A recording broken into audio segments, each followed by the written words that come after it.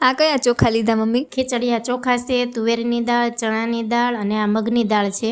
હવે 2 થી 3 વખત સારી રીતના વોશ કરી લઈએ પાણીમાં. હવે પાણી ગરમ થઈ ગયું છે કુકરમાં, તો હળદર, સ્વાદ પ્રમાણે મીઠું અને ધોયેલી ખીચડી છે પાણી નિતારીને આપણે એની અંદર ઓરી દેવાની છે.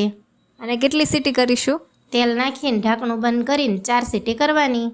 હવે ત્યાં સુધીમાં અહીંયા 2 થી 3 પાવડા તેલ લીધું છે પેનમાં. આખું જીરું ઉમેરીએ, તમાલપત્રના પાન, સૂકા લાલ મરચાં નાખીશું, 1 ચમચી હિંગ નાખીશું અને કટ કરેલો કાંદો છે એને હવે સાતળવા દઈશું.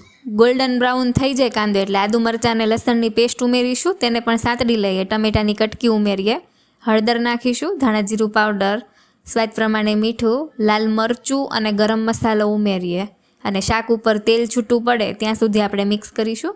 હવે ધોયેલી પાલક છે ઝીણી કટ કરેલી તે ઉમેરીને બરાબર મિક્સ કરી લઈએ. હવે ખીચડી પણ સરસ બફાઈ ગઈ છે હે ને મમ્મી? હા, અને ભાજી પણ ગળી ગઈ છે. તો હવે મિક્સ કરી લઈએ. તો પાલકવાળી ખીચડીને અહીંયા પાપડ અને ઉપરથી થોડું ઘી નાખીને સર્વ કરી લીધી છે. તો શિયાળામાં બનાવો પાલક ખીચડી.